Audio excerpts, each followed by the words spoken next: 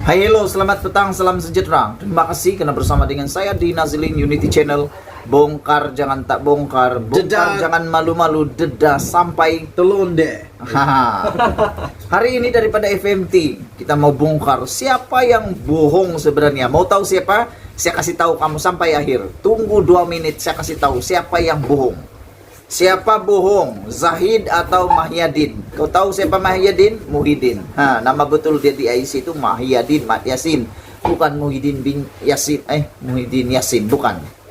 Jadi penulis ini tulis siapa bohong? Zahid atau Mahyadin? Dipetik daripada FMT. Sebelum kita teruskan, kalau kau berani, tolong komen siapa yang bohong.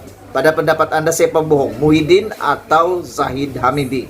Karena dua-dua Zahid sudah berani bersumpah laknat, tapi Muhyiddin dia bukan tidak berani, tapi dia menolak untuk bersumpah laknat. Menurut Muhyiddin, aku tidak bohong, buat apa aku mau sumpah laknat, kata Muhyiddin. Dan dibalas pula oleh Zahid Hamidi, oh iya saya lupa Muhyiddin itu anak ulama, jadi mungkin dia tahu kesan angkat sumpah laknat. Dia katakan, Zahid katakan. So sebelum kita teruskan, saya bacakan kepada Anda. Sebelum kita bongkar siapa sebenarnya yang membohong, tinggalkan komen kamu sekali lagi. Kali ini komen kamu siapa menang, Muhyiddin Yasin atau Zahid Hamidi di PRN Johor.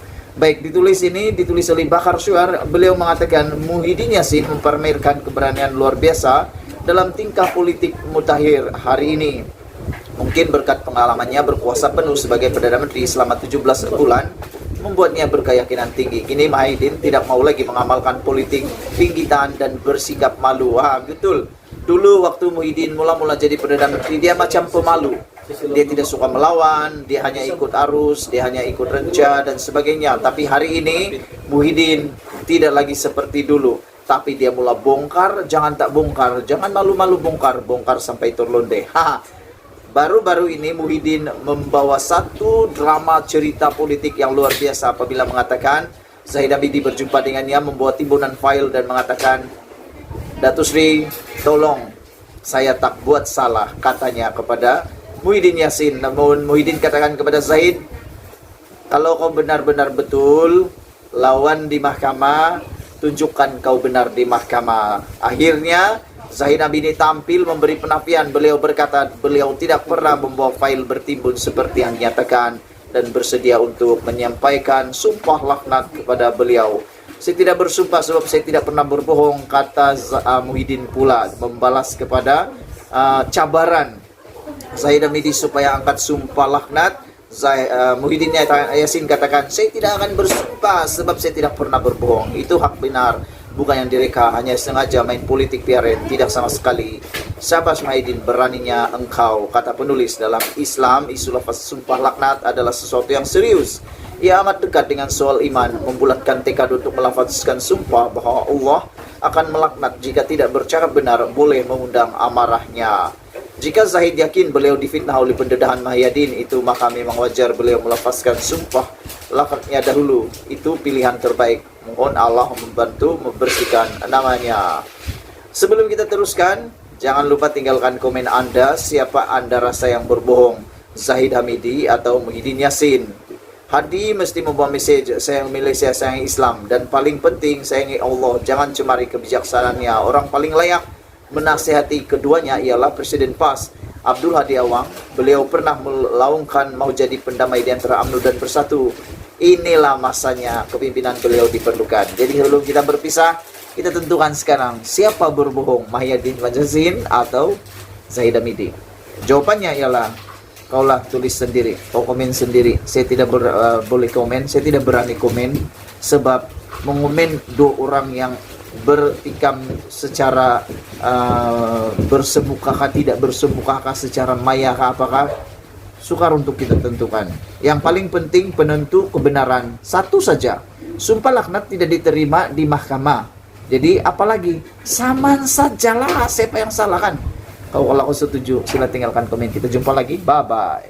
Halo, selamat petang, salam sejahtera. Terima kasih karena bersama saya di Nazilin Unity Channel, channel ulasan tanpa sempadan. Bongkar jangan tak bongkar, jangan malu-malu bongkar, bongkar sampai terlonde-londe. Apa yang kita mau londehkan hari ini? Hari ini kita mau bongkar dan ulas Anwar kecewa dengan muda. Oke, kita teruskan dari Sinar Harian. Ketua Pembangkang Datuk Seri Anwar Ibrahim kecewa dengan pertemuan yang berlaku antara Parti Keadilan Rakyat PKR dan Parti Muda di kerusi Dewan Undangan Larkin pada pilihan raya negeri Johor kali ini. Beliau berkata pertemuan sebegitu tidak seharusnya berlaku karena Pakatan Harapan PH telah membentuk kerjasama dengan Muda dan ia tidak berlaku antara rakan komponen PH. Dengan PH tidak masalah, kita runding dalam surat dan akhirnya patuh pada semangat setia kawan. Ini tidak berlaku di Larkin, kata beliau. Atas apa berlaku pertemuan PKR dan Muda, saya tentunya duka cita, kata Anwar. Katanya kepada pemberita ketika ditemui. Ditanya, adakah pertemuan itu akan memberi kesan kepada undi PKR? Anwar yang juga Presiden PKR berkata, rakyat harus menilai kedudukan sebenarnya. Jelas beliau, negara memerlukan satu pembangkang yang kuat dan konsisten, serta tidak boleh disogok dan dibeli. Setakat ini kita bekerja untuk kawasan PKR, DAP dan Partai Amanah, katanya menjawab sama ada PKR akan memikirkan semula hubungannya dengan Muda. Sebelum ini, media melaporkan Muda menyatakan minatnya untuk bekerjasama dengan gabungan PH dan direalisasikan apabila DAP dan Amanah bersetuju menyerahkan beberapa kerusi ditandingi kepada parti berkenaan. Sebelum kita berpisah, sila tinggalkan komen Anda. Adakah Anda rasa Muda boleh mengalahkan PKR di Dewan Undangan Negeri Kerusi Larkin?